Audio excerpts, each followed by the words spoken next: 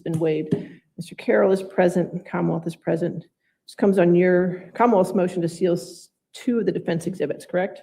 Judge, yes, two exhibits, and we're actually going to, we're going to orally add two more. We have been approached by Mr. Phillips representing Inova Why is Phil Donahue here? Hospital and a member of the public about another case that includes, or I'm sorry, another exhibit that includes personal information. So the exhibits, the defense exhibits we would ask to seal are 120, Right. 121, Okay. 122, and 123. Right, and that has protected patent information, is that correct? Protected health information or protected personal information. Okay, all right, okay, I got you. All right, any objections? No objection, Judge. All right, we'll go ahead and seal those for, I assume there's many patient information in there, is that what it is? There, yes. Okay, so 120, 121, 122, and 123, correct? Yes. All right, I'll grant your motion. That's fine. Thank you, Mr. Carroll. Thank you, Judge. All right. All right, Commonwealth versus Magalhaes. Yes, it's the Good morning, Mr. nanny. Campbell. Thank you.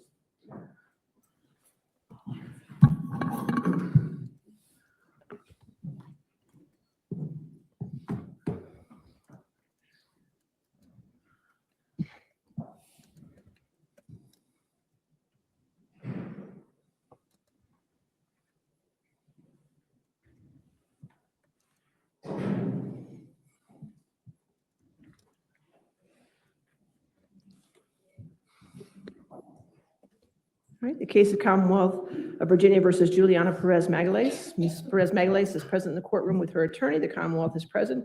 Comes today for sentencing. Are we ready to go forward today, Mr. Campbell? Yes. Okay, how did cousin It and Velma have a child? I mean, love is love. I just kind of genetically. Your Honor. All right, have you reviewed the pre-sentence investigation report with your client? We did, Your Honor. No changes, additions, or corrections. All right, does the Commonwealth have any? No changes, additions, or corrections. All right, I'll make the pre-sentence investigation report part of the record. The Commonwealth, as far as evidence, I do have, victim impact statements that I have already reviewed. Is there any objection to those victim impact statements? Your Honor, my position, I talked to the Commonwealth, is that some of them fall outside of the definition under. Okay, which the code. ones, or are you objecting to certain ones, or are you not? Your Honor, the specific ones are the ones that relate to Christine Banfield, so the Okay. family members of Christine. So you object to those with victim impact statements? Yes, Your Honor. Okay, And Judge, what I would say to that is that certainly the statement of facts that we presented, and that is included in the pre-sentence report, includes information about also the murder of Christine Banfield. I understand that this charge itself reflects the killing and murder of Joseph Ryan. However, I do think that the voices of Christine Banfield's family are important in this hearing as well. I understand, but he's only been charged with the murder. I mean, she's only been charged with the murder of Joseph Ryan.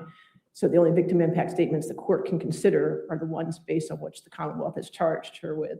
So I can only take into consideration the victim impact statements from Joseph Ryan's family. Understood, Okay, Your Honor. so I'll do that and I'll grant your motion. Okay? All right, do you have any other evidence? Judge, I do, in light of the court's ruling, I'm going to have two witnesses to Okay. call. The first of which is going to be Deirdre Fisher. Okay, Deirdre Fisher. She is appearing via Teams. All right, okay, ma'am, if you could just raise your right hand for me. Do you swear or affirm to tell the truth under penalty of law? Yes. Okay, Good morning, Ms. Fisher. Good morning. Could you please state your name for the court? My name is Deirdre Maureen Fisher. And can you tell the court your relationship to Joe Ryan? Joseph Ryan is my son. And can you tell the court of any psychological injury that you have received resulting from this offense, or any changes to your personal welfare, lifestyle, or relationships resulting from this offense? Is this outside of the statement that I No, ma'am. am going to read? You go ahead and read your statement. Oh, so I read it now? Yes, Is ma'am. that correct? Yes, ma'am. Okay. All right. Now, I will say that I think Sean from Potentially Criminal did show a video, and she is an interesting woman. I absolutely. The clock is, let me see, should be, I'm keeping it going. It's still moving. It's at 3 hours, 26 minutes.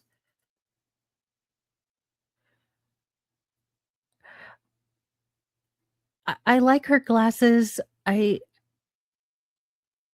said it once and I'll say it again. What in the designing women Murphy Brown is going on with women's fashion?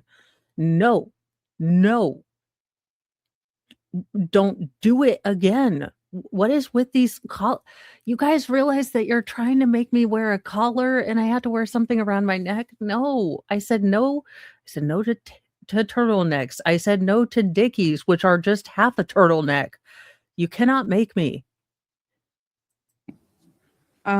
Thank you, Honorable Judge Penny S. Ascaretti, for giving me the opportunity to talk about the impact of the murder of my son, Joseph Nathan Ryan. My baby boy was born 2 days before Christmas, making that our special holiday. His middle name was Nathan, which means gift. Since Joe's murder, I haven't been able to take down my little Christmas tree, which sits behind the urn with his ashes. I say good morning to him each day when I turn on the tree's lights. But of course, that's not Joe sitting there. He can't say, I love you back. When Joe was taken from me cruelly and callously, murdered by Juliana and Brendan on February 24th, 2023, I lost so very much, more than I can possibly name. I lost my confidant, someone who knew me deeply, listened without judgment, offered advice with my best interests at heart. Also, he could get some strange and not have to pay to divorce his wife. I just will never understand. I will never understand. If you don't love your wife, if you want to, you know, then that's a choice. And then you're going to have to deal with the financial consequences. They dragged this random person who was just, you know, doing his own thing, being honest about it at least. I just don't get it. I don't get any of it. I lost my biggest ally and my cheerleader. That empathetic voice saying, Mom, you got this. Mom, you should be kinder to yourself. I lost my rock and protector. The person who flew down repeatedly to take care of me when I had cancer.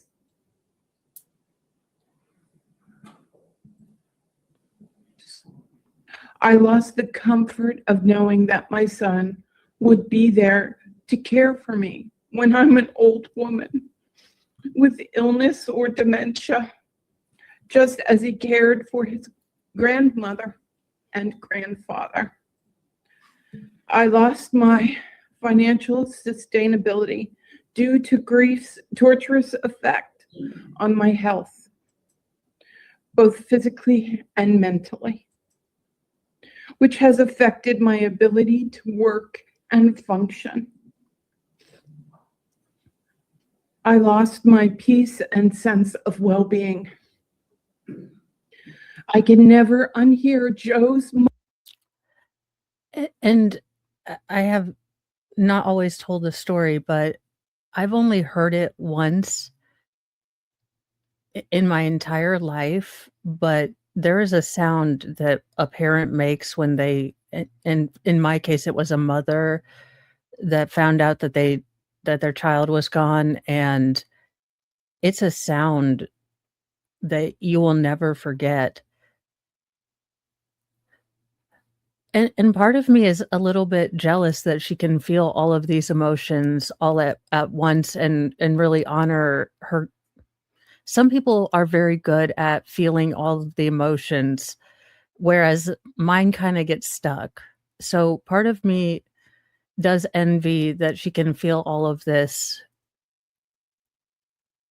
without like a delay. Not that it makes it any easier. I'm not going to lie to you guys. Moans and cries after he was shot, the cries of a dying man. I can never unsee the image of his lifeless, bloody hand from the trial images.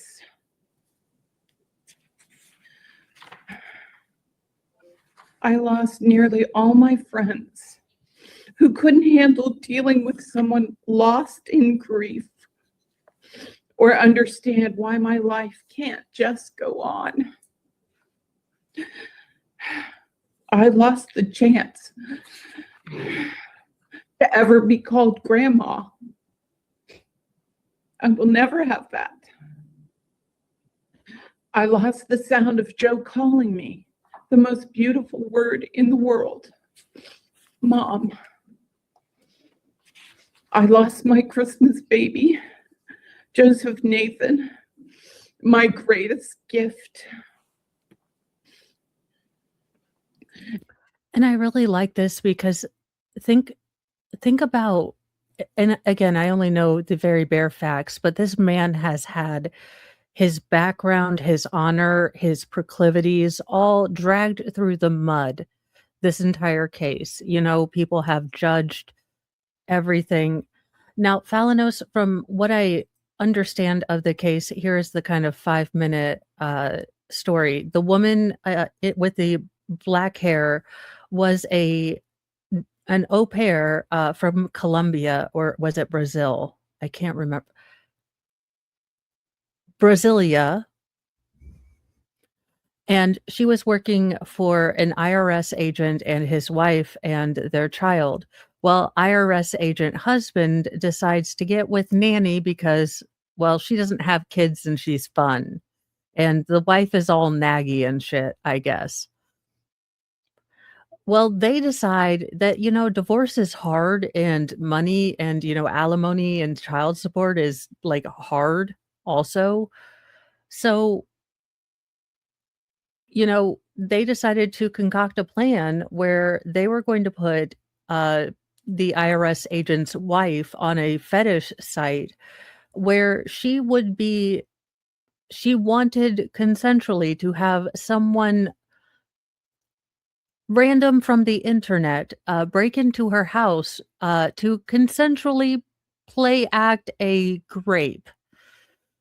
Now, if you're into that and it's all the consensual, have at it, have fun. Don't tell me about it ever.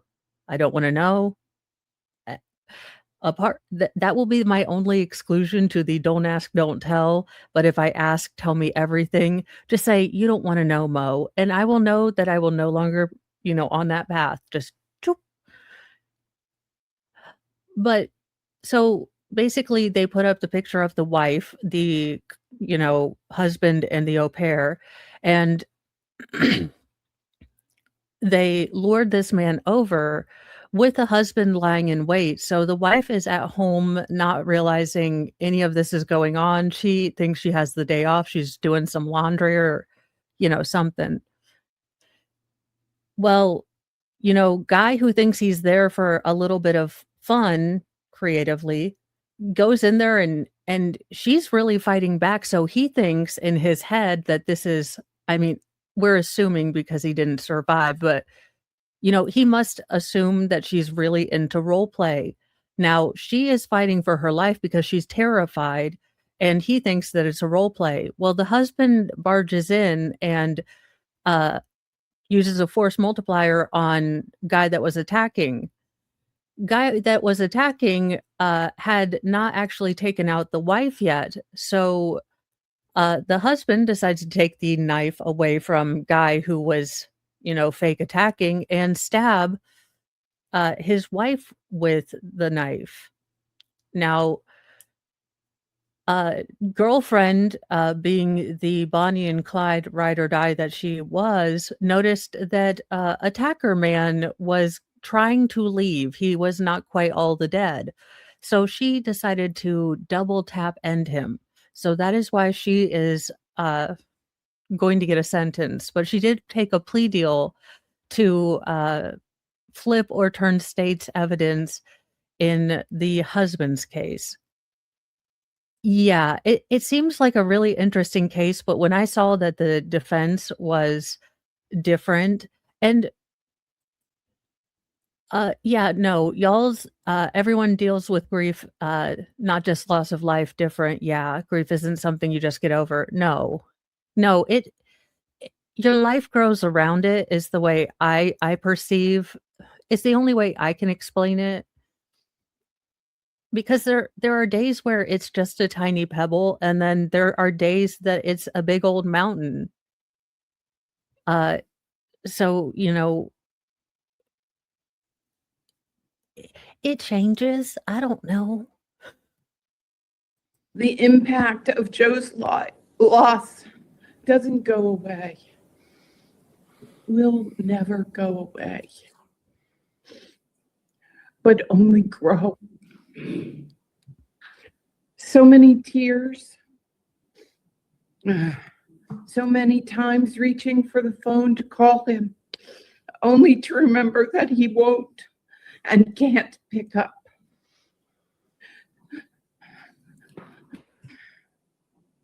So many times hearing the phone ring and wishing it was him calling me out of the blue about something happening in the world or in his life. So many empty Christmases and so many birthdays without him singing to me in his awful yet beautiful voice, tone deaf. So many moments of trying to remember the exact sound of his laughter and fearing that someday I won't. So many sleepless nights. So many nightmares of his brutal murder and fear, confusion, and of the pain he must have felt. So many screams and guttural cries into my pillow, feeling the loss of my son. So many moments of reading horrible things online, lies told about who Joe wasn't. Yeah, and that's the thing. I mean, honest to goodness, I don't care what this man was into, but he was made a punchline. He was made, he was made, a deviant, a punchline, and all these things. And I I I have to say, if it doesn't if it didn't bother either of them, now would I ever talk to my mom about Smexy time stuff? Not in a bajillion, manillion years, like a septuple-tillion, no. But I don't have that kind of relationship with my mom, and if they did, that's okay. But there's been a lot of ugliness, towards especially this, and especially with the kind of whatever you wanna call it, alternative lifestyle, kink, or whatever factor. It's made it much more salacious, and a lot of sites have really doubled down on the whatever you wanna say, the role playing, the subject of whatever the role playing was, and I'm very sorry, Janine, I'm so sorry.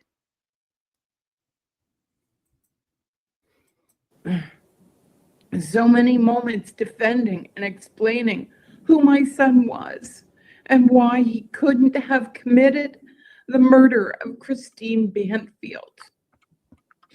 God rest her soul. So many conversations with others, draining them and me of a chance to make happier memories together. So many stomach aches, so many doctor's appointments, hospital bills, feelings of shame about my health. So many times wishing I could tell Joe about another milestone in my weight loss journey, seeking better health.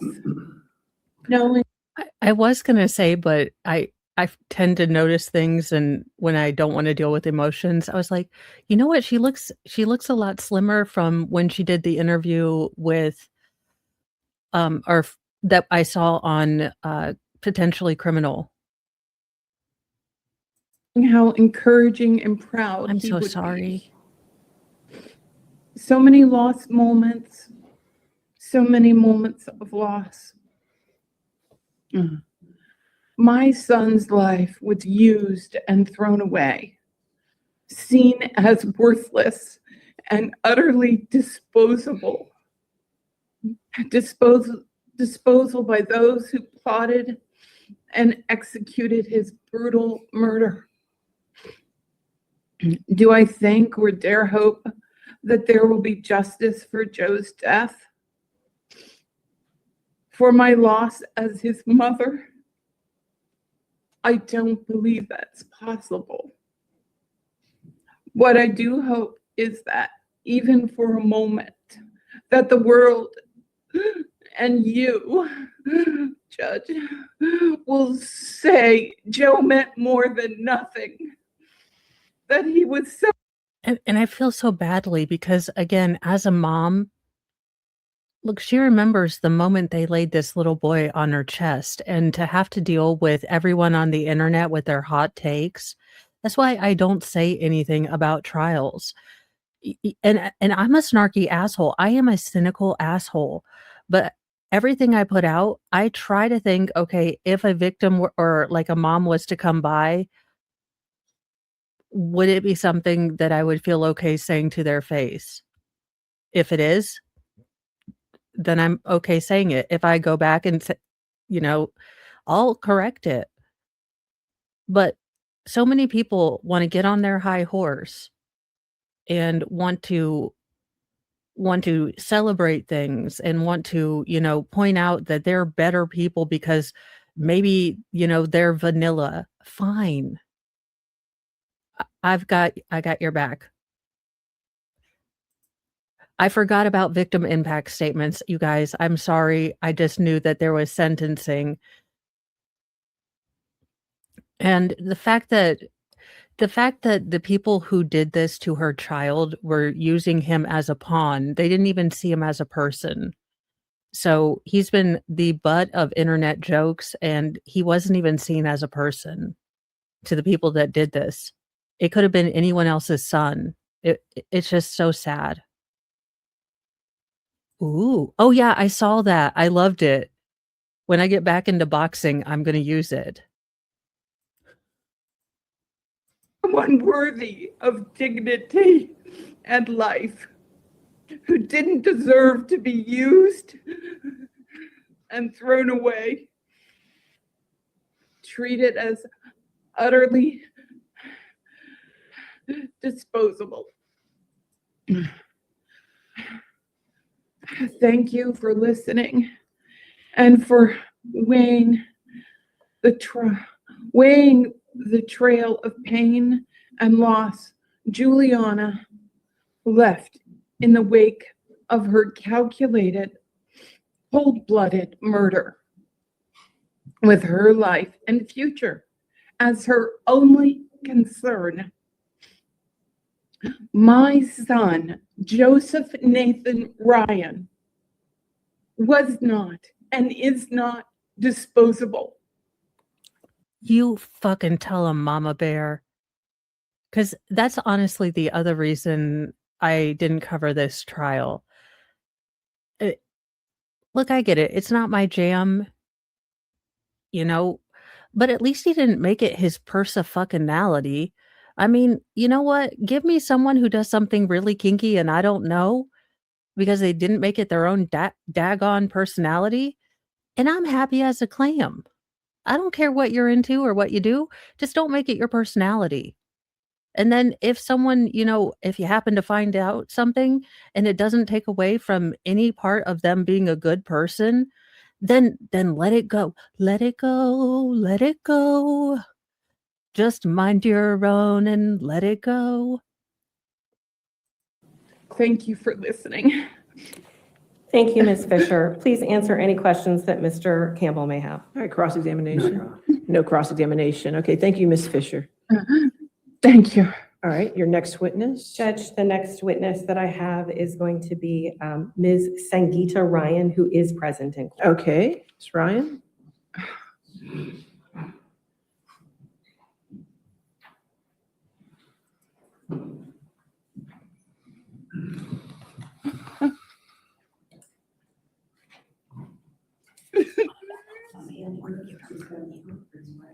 Do you swear or affirm to testify truthfully in this case under penalty of law? Thank you. How did I thought Roy Orbison was dead. Also, I thought he was a man. What in the 5th grade gym teacher is this? I'm not saying she drives a Subaru to court, but I'm not saying that she doesn't drive a Subaru to court. Look, y'all, I don't do good with emotions.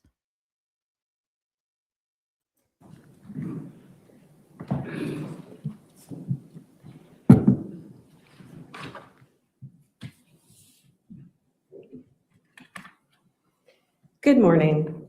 Good morning. Can you please state your name for the court? Sangeeta Ryan.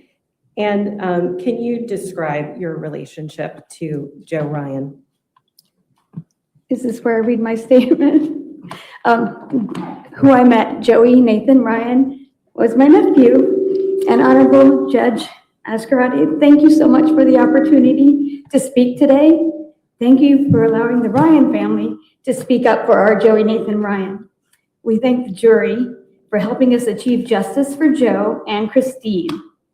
And we thank the Fairfax County Police Department, the Commonwealth Attorney's Office, and all that helped, and we are grateful for justice. So our family has remained silent since the devastating loss out of grief, but also out of respect for the justice system. For us, Joe did not just die on February 23rd, Yeah, and imagine how heartbreaking, again, because the media is going to take this and they're vultures and they don't want your story to honor and to respect. No, they see the salacious part of this. They see, oh, well, we can get clicks if we write, what he was into and what he was doing and reduce him to some character. And let's be real. These two women look like a hoot and a half. I would totally go have bottomless margaritas with them. I mean, she's a whole lot perky, but I'll let her go because she's so sweet. And the other one looks like she would be a blast. Look, her decor is my jam, okay? Except for that itchy, look, you can keep all the lace blouses. I will let you have them. 3, he was murdered over and over again. Every time lies were spoken, every time his picture was posted alongside salacious stories told by 2 wolves in sheep's clothing who perpetrated this crime and attempted to destroy the memory of 2 remarkable people. Julia and her boss/lover intended to snuff out the life of 2 innocent victims who deserve to live full and meaningful lives of their own. Well, while we acknowledge the defendant for eventually coming forward with the truth, telling the truth doesn't absolve her of responsibility. Honesty is something we're taught at a young age. Telling the truth doesn't erase the harm. It simply allows others to move forward. It doesn't bring Joe back, and it sure doesn't bring Christine back. Hearing the truth has finally allowed us to exhale. It validated to the world what we already knew, that Joe was not the monster he was portrayed to be. Rather, Joe is an elder brother, a brand new uncle, the eldest cousin and confidant to 4. He is my beloved nephew and a son and grandson to his loving family. Pardon me 1 second. Oh, damn it. Damn it. But yeah, again, you guys, because when this first broke, he was labeled an intruder, someone who was deviant, you know, Paul, or not Paul, damn it. I was like, wrong bad guy. Banfield and this chick were all like, we saved the day. So they've had to live with the fact that everyone, and people that aren't informed may always think that he had something to do with this. Not that he was innocent, not that he thought that this was a thing. Yeah. So, I mean, I can't imagine the heartbreak of having to be quiet, let the investigation go, knowing that your family member wouldn't do this and having to wait for the evidence to speak for itself. We acknowledge that Juliana was a young woman in a foreign country, in love with her employer in a situation where the power imbalance was not in her favor.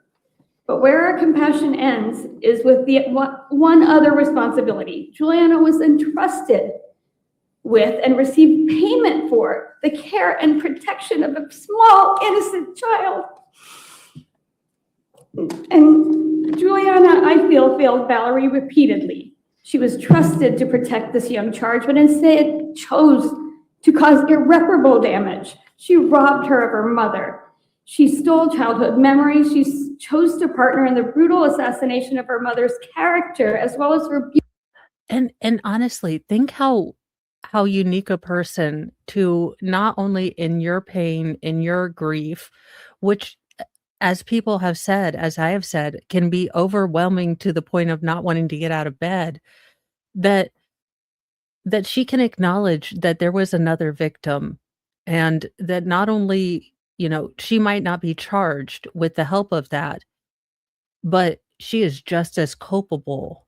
And it takes a rare person to be able to see outside their pain when they're walking through it and help, and not only take their first chance to talk about their own victim, but the other victim. Very classy, very, very respectful. And she is so right. They stole from the child. I will never understand hating your ex more than enough that you want to destroy your child by taking whoever away from them. beautiful being. The defendant and her boss/boyfriend convinced Valerie that a stranger broke into her home and killed her mother, when in fact the monsters were the very people who cared for her after the loss. Juliana and her boss worked to erase her mother's existence and credibility and place the blame on an innocent man. Our hearts go out to all of Christine and Valerie's family. What an absolutely incredible person she must have been. But may I tell you about Joe?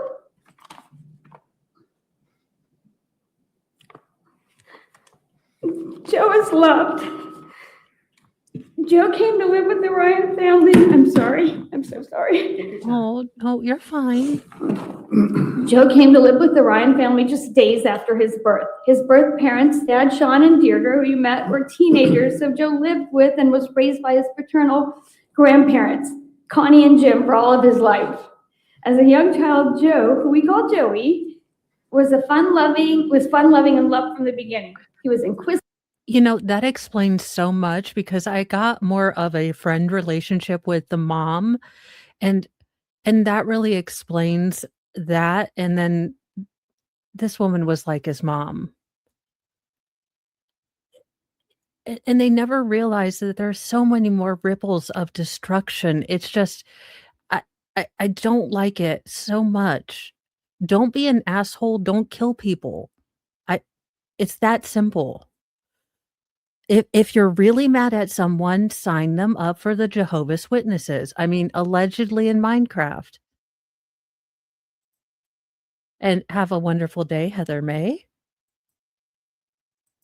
Curious, smart, charming, and so dang talkative.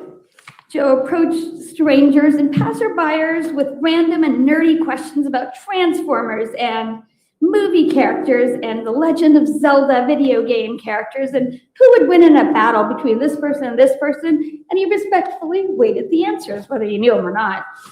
As he grew into adulthood, Joe's hobbies included building or painting anything that used his fine motor skills. He loved martial arts.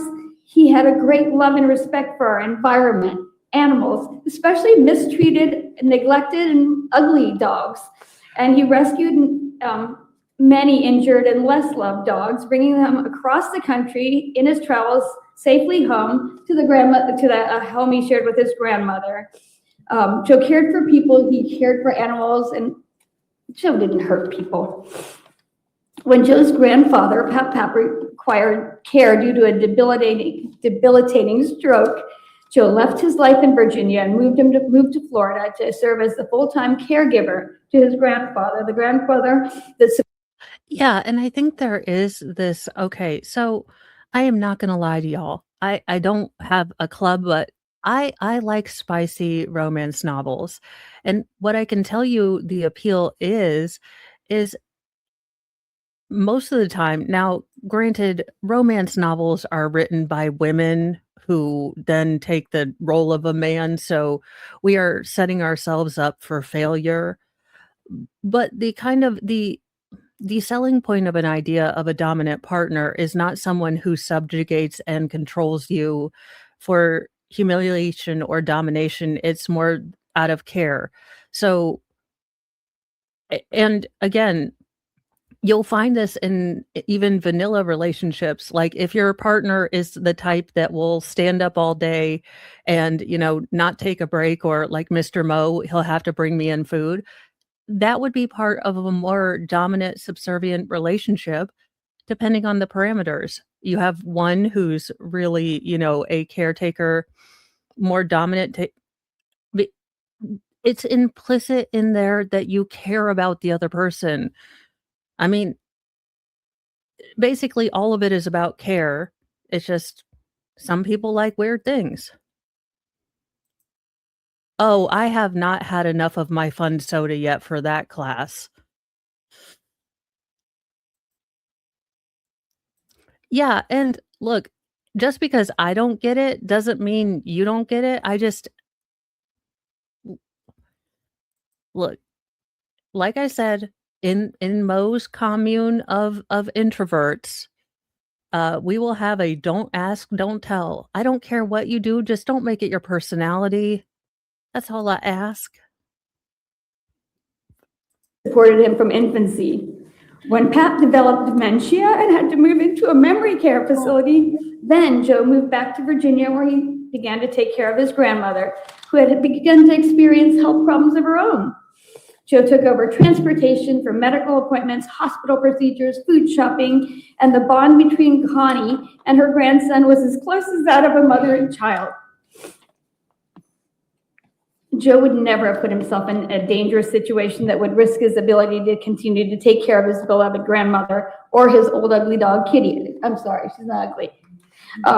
When Joe didn't come home, Joe's grandmother, Connie, lost the gentle man that she and Pap raised as their fourth son. Joe's sudden murder devastated his grandma, who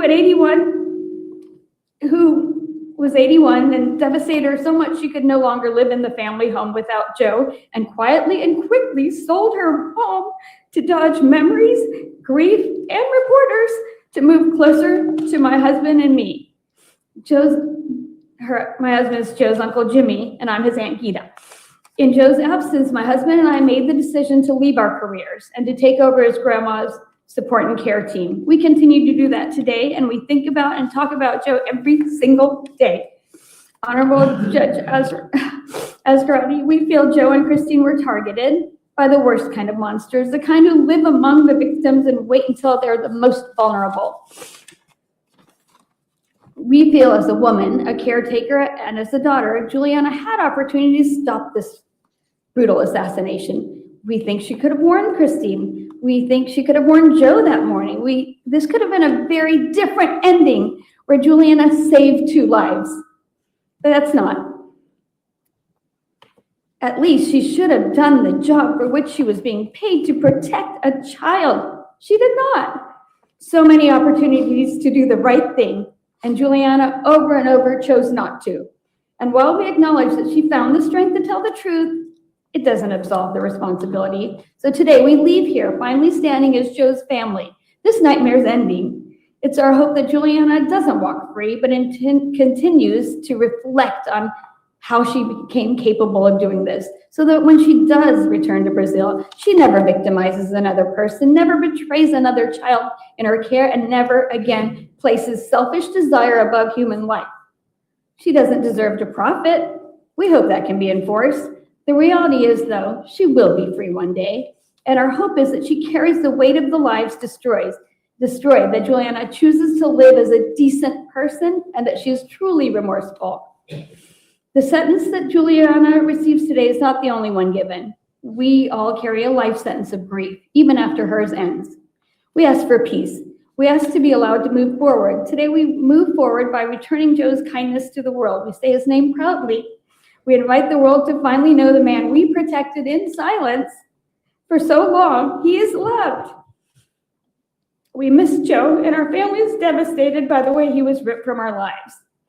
Joe won't complete painting his unfinished Warhammer 3D figurines. He won't compete in any more live-action role-playing battles with silly, hand-created foam weapons, nor his mixed martial arts or video game battles. He'll no longer bore us with lectures about eating organic food over junk food, but it's with our hearts we thank you, Honorable Judge, and the jury that was here, members of the court, the police, the detective, the prosecution team, the victims team, and all the witnesses who supported justice for Joe. Thank you so much for listening. Please answer any questions that Mr. Campbell might Any have. cross-examination? No questions, Your All right, no questions. All right, you can. Thank go you back so to your seat. much. Thank you, Ms. Ryan. Judge, I don't have any further evidence, but I do want to acknowledge to the court that the family of Christine Banfield is here today. You can see them to your honor's right, All right. Thank you. Thank you, along ma'am. with Joe's family. All Thank you. right, thank you. All right, Commonwealth rest for evidence. For the defense residents, I do have for your evidence the memorandum of support of sentencing, which I Thank have you, Your reviewed. In addition, 3 letters that you have provided Yes, Your as Honor. well. I reviewed those as well. Your Honor, I'm going to hand up a few certificates that, Sure. Mr. President, they can just be made part of the record there. Okay. Are And these no okay further to evidence. can be part of the file, or do you need copies? We can make copies of them if you'd like. That'd be fine, Your Honor. Okay, Thank we'll you. make copies. All right, let me just review them, please.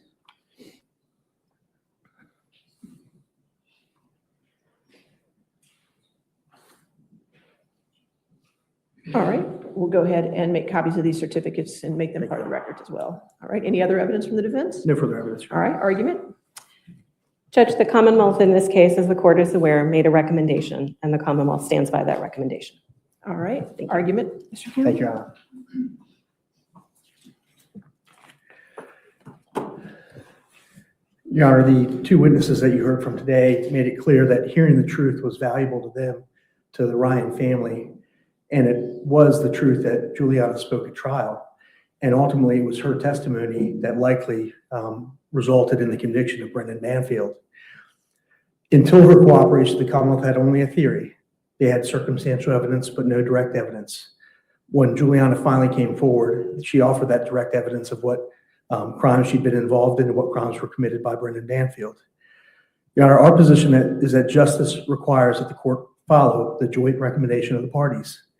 Justice requires it because it was an arm's length agreement made by an experienced prosecution team with the approval of the head of the office, with the knowledge of all the facts and circumstances of the case, not just the facts of the case, but issues that would be presented at trial, the presentation of evidence and witnesses, sentencing guidelines, and many other factors that the parties consider beyond what the court might realize. Justice requires it because Joseph Ryan and Christine Banfield and their families deserve justice. By accepting responsibility in this case and cooperating, we avoided 2 trials. We avoided Okay, accepting responsibility, cooperating, and then there is an atonement. You do realize this is a 3-step process. We don't stop at, I'm sorry. No, there has to be a show. This is why, Hercules had to do the 12 trials and the labors of Hercules, because he had effed up. This is why Solomon was turned into a donkey. This is why, a lot of things happened because, atonement, you actually do have to show that you have taken your big F up. You have looked around at the hurt that you have caused. You have honestly, and that's what I was going to say. I was like, what the hell? What in the Stranger Things is going on here? Or the Samwise things is going on here? We assured the finality of the decision in this case, and we gave the jury and the Commonwealth and the court confidence that Brendan Banfield would be convicted, as he ultimately was. Justice requires following the agreement because every individual that makes Following the recommendation. recommendation, yes, Thank Your Honor. And I addressed that in my memo, of course. Yes. Every individual that makes a difficult decision to cooperate does so with the belief that the recommendation would be followed or at least considered by the court. The Commonwealth, the courts, and prosecutors in courts everywhere in the country rely on cooperating witnesses to do what Juliana has done in this case, which is to speak to the truth and offer direct evidence of crimes, including those cooperating witnesses that they themselves have committed serious offenses. When a prosecutor makes a promise, the court ought to give it serious weight. Your Honor, I'll say I'm disappointed but not surprised that the Commonwealth didn't advocate today for the recommendation. I have deep respect for Ms. Bristler and Ms. Sands and the prosecution team. I suspect that this is frankly because of public sentiment regarding the agreement that they made. Maybe. Recommendation. Recommendation. I'm going to continue to make I that mistake. understand. Your Honor, I just want to touch on a few things that I've just Sure. reviewed. Yes, yes. Your Honor, the importance of the cooperation. Ms. Sands did communicate to me that she interviewed the foreman of the jury, who said three things to them, three things that Ms. Sands relayed to me, that they believed Juliana Perez Magalhães, Fair point. that her testimony was integral. That was the word that Ms. Sands used. In other words, central to their decision to convict Brendan Banfield. And third, that they didn't believe Brendan Banfield. Your Honor, that is important for the court to consider because, again, up until her testimony, which was presented first in the Commonwealth series of witnesses, the Commonwealth had only a theory. The Commonwealth had circumstantial evidence, forensic evidence, electronic forensic evidence, digital forensic evidence, and others. But it was Juliana who ultimately told the story firsthand of what occurred. Because that decision was integral in the jury's decision, I think it could be said, and of course the court presided over the entire trial, you can determine her credibility yourself, but the jury certainly found it integral to their decision. And for that reason, the Commonwealth's recommendation, the joint recommendation, should be given heavy consideration by the court in this case. Your Honor, I briefly want to just touch on the delay in cooperating. It was evident to the defense that from Juliana's first date of arrest that they wanted her cooperation desperately. Her cooperation didn't come quickly. And our position is that at that time, she was still under the grip of Brendan Banfield, and the plan that he had convinced her would work. She still believed that there wouldn't be sufficient evidence for a conviction, and she was relying on Brendan's plan to get her through her arrest and prosecution. As she languished in jail, discovery dripped in. We really didn't receive significant discovery until after the preliminary hearing in this case. And even leading up to the trial date, we still hadn't received much of the digital forensic evidence that was. Hey, maybe after you've pled is not the time to whine about how and why you're not a good enough lawyer to have crafted a better plea deal. Like, we didn't get discovery, and it was like a hard thing, and I was sad. And she helped. Like, didn't you see? It's not shake and bake, for the love of. Was made central to Brendan Banfield's case. Your Honor, the tipping point was perhaps the arrest of Brendan Banfield. That broke his grip on Juliana. The communications between Brendan and Juliana ceased. There were no further assurances that things would be okay for her, that they would have a life together afterwards. She was left alone, truly alone. No communications from his mother or family or other people, and no ability for her to actually contact her own family. She was left alone upon Brendan. She killed someone. I kind of find I don't give a rat's ass if she was a little lonely. I am so lonely, so lonely. Why does my brain always go to Team America World Police? Kim Jong, he had a good voice. Arrest, and that was a huge factor in her coming forward. Your Honor, when she did come forward, we moved rapidly. We had a lengthy debrief followed by a plea within a day or two of that debrief. The next several months resulted in continued debriefings. We were available at every request of the What in the, Ramirez Night Stalker is this chick's look? Look, FBI, I'm not telling you how to do your job, but if I was using like maybe a not federally sanctioned, facial recognition, pre-crime, AI, this heifer's face would be on it, okay? Allegedly in Minecraft. Don't you avert them demon eyes away from me. the Commonwealth. She continued to be candid and open with her statements, and I haven't heard any issues with her reluctance to answer questions in those debrief sessions. Your Honor, if she hadn't testified, there's a good chance that Brendan wouldn't have been convicted. First, the Commonwealth believed her. Secondly, Brendan chose to testify himself. I doubt he would have done that without her testimony. He chose to directly challenge her statement of offense, of her account of what occurred, and he was caught in his own lies. Beginning with shortly after cross-examination, the question of whether he loved her or not, and him saying, well, I didn't really love her. There were certain things that were in the way. And finally ending with his testimony about an important meeting that he was Like going her to. eyebrows? Upon reviewing that testimony, his boss came forward to testify the next day that there was no meeting. Brendan's lies ultimately resulted in his conviction, but he might not have testified if Juliana hadn't been testified.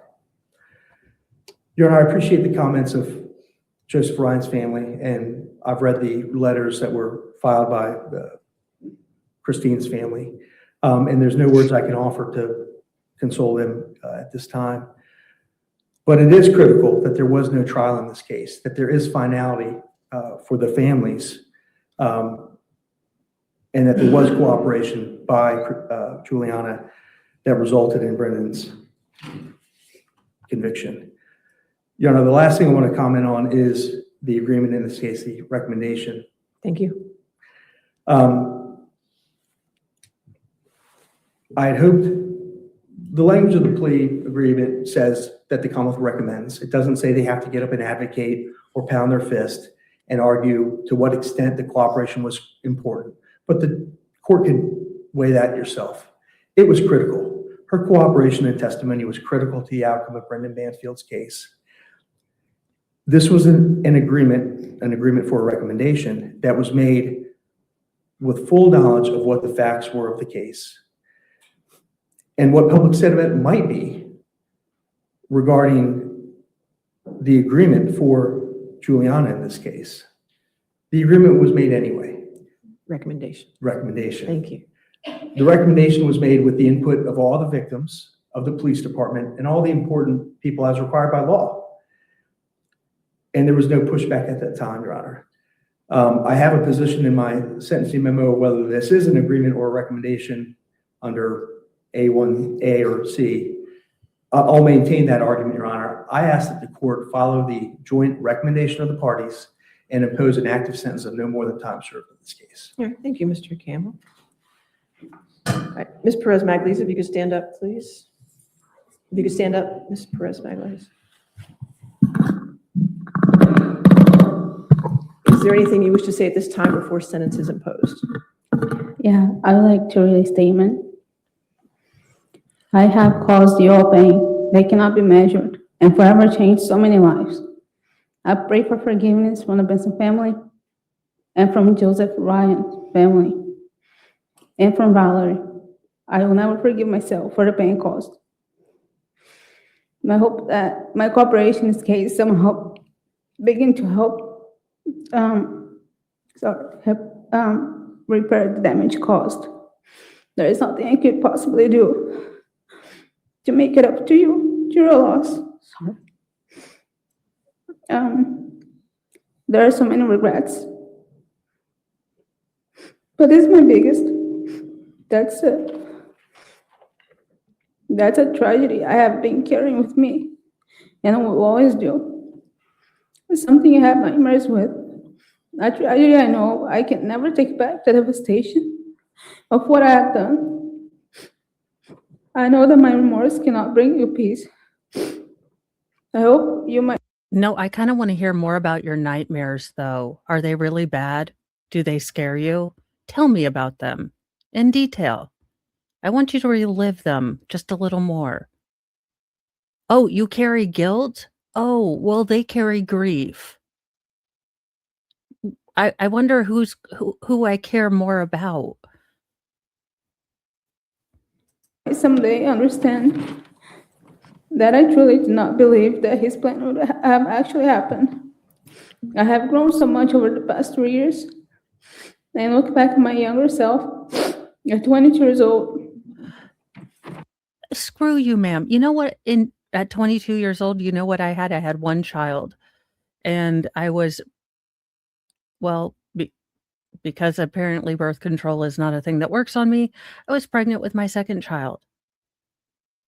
I was an adult. I was going back to school. I was working full time. So miss me with the I was a child. No, you are a child until you are 18. I don't know who needs to hear this in 2026, but you are a child until 18. Now you can be considered a kidult until your late 30s, given maturity levels here lately. But I swear to goodness, I was only 21. I was only 22. No, you are not a child. You are just a dumb adult.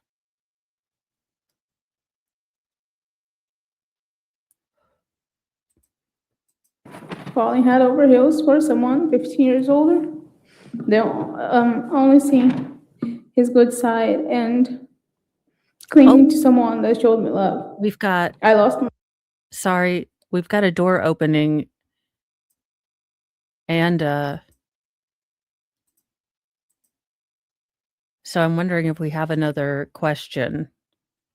I am looking at X.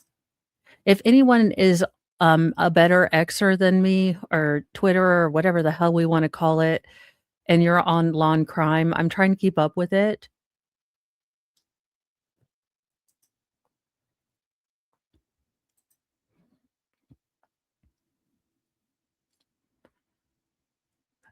The verdict clock is still going, so maybe he's going to send them on lunch break.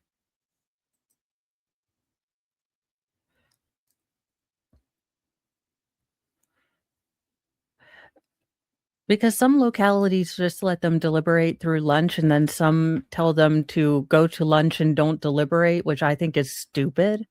But I don't run everything in America, which is why things are not efficient.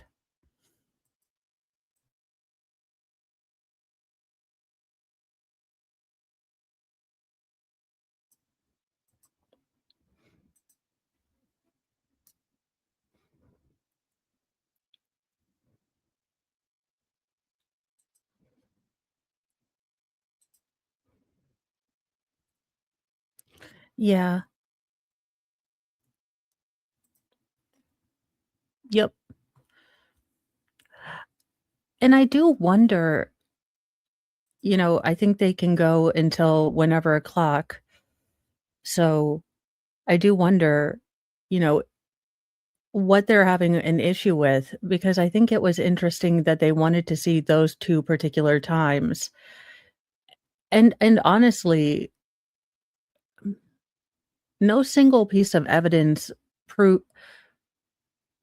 no single piece of evidence except for the pants. I mean, honest to God, for me, the state could have stopped at the red rum weapons and the pants, and I was like, nope, he's guilty. That in the garage camera.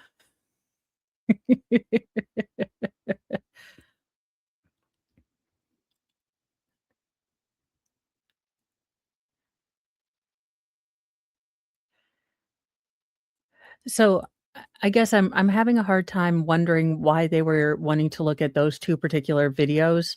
Now, maybe there's another question.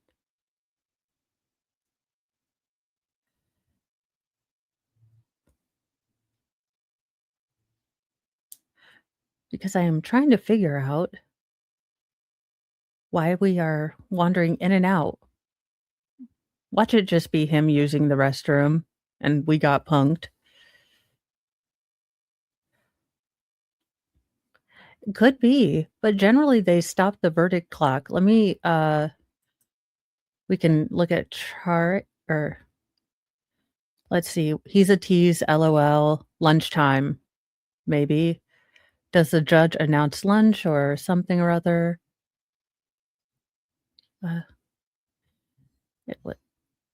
But why? Da da da da da da. I'm thinking there's so much evidence that they're meticulously going every do. All right, I will keep an eye on it, and we will go back to her. Don't you feel sorry for me? I accepted responsibility. Yes, that is sarcasm. Yes, I do not feel sorry for this woman. Sue me. Myself in a relationship, leaving my morals and values behind, and putting even my loved ones through this. My time in jail has been a time of reflection for me to better myself in more ways than I realized I needed. I had to find myself again. That's when I truly found God, when I had lost the desire to live. Okay, I know I might be a slightly autistic asshole, but I swear to God, how do you lose yourself? Mother effer, you're with yourself all the goddamn time. I have never understood this. Maybe I'm the most emotionally constipated woman there has ever been, but it literally confuses the hell out of me. Oh, we've got movement again. Sorry. I love that the ADHD is with us all today.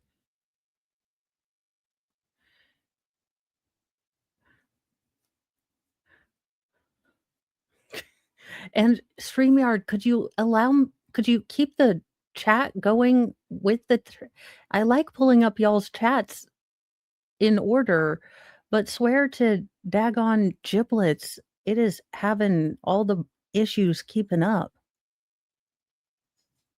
Well, Jesus does live in apparently solitary confinement. I always thought it was funny. People used to say I found Jesus, and I was like behind the couch or in Where's Waldo. I love that we're all like movement, no movement, movement. He's coming. No. The judge has ADHD confirmed.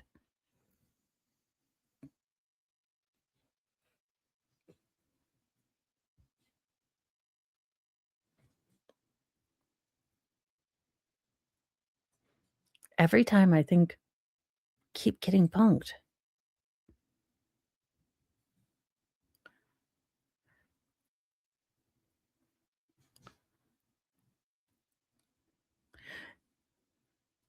I know.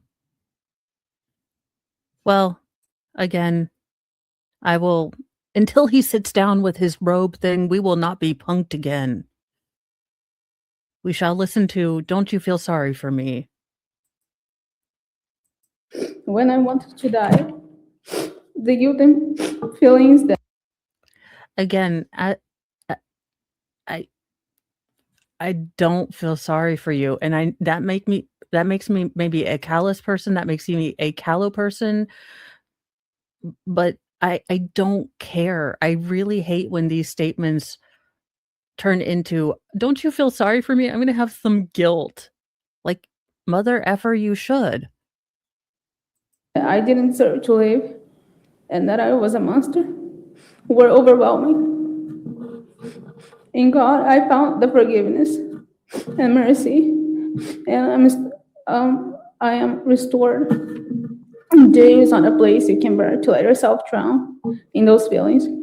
I wanted to disconnect from my pain and the guilt and get into survival mode to stay mentally sane, because inevitably, with memories come pain. Yet, I know I will live with this for the rest of my life. God and I only know the shame and guilt and sorrow I carry for all I have caused. Sorry for Joe's family and Christine's family.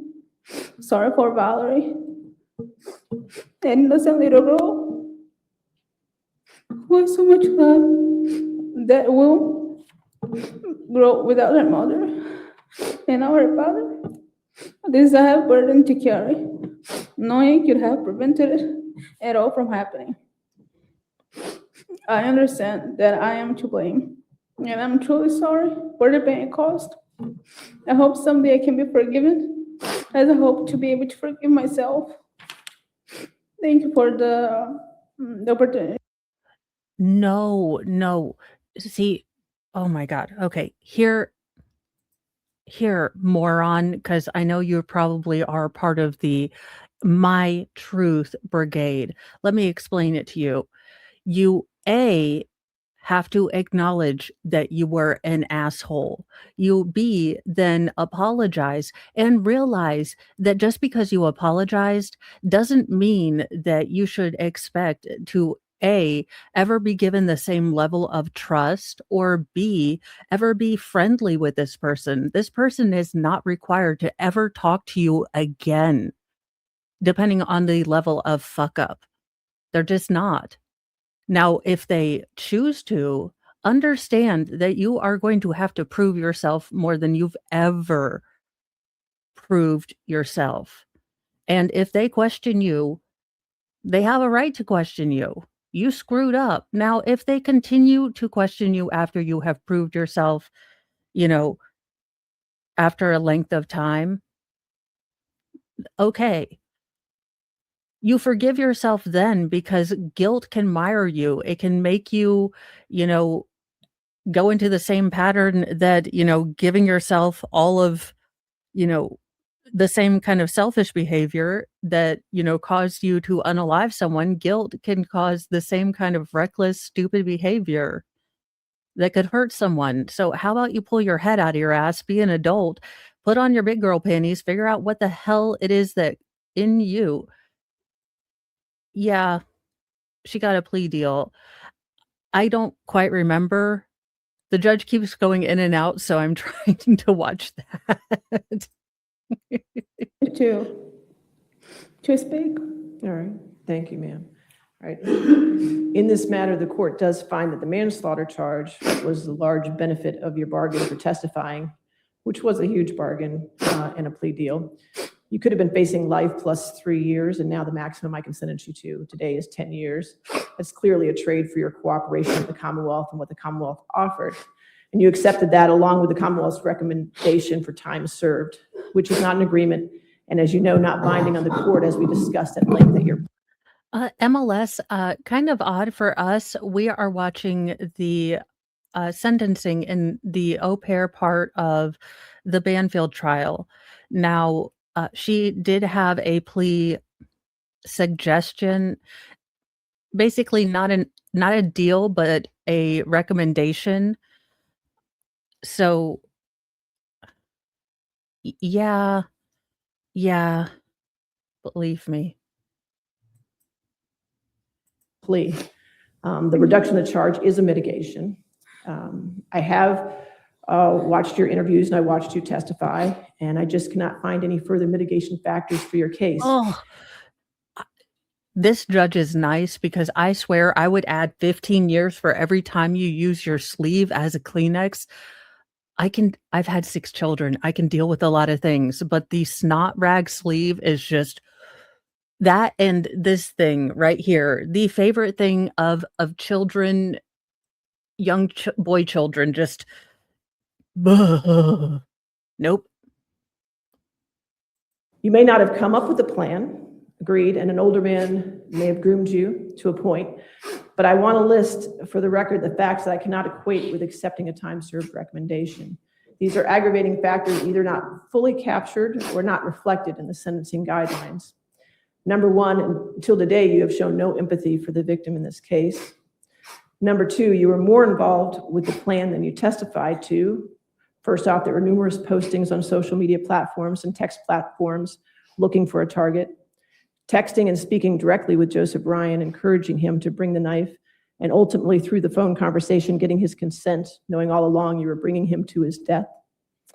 Lying to Christine and setting up the plan for the zoo, using her devices and hiding her phone, using a child as a pawn in your plan, waiting outside for Joseph to show up, calling Mr. Banfield to bring him to the scene, and at any point for at least the month prior or that day, you could have stopped this. The plan did not work without your full involvement.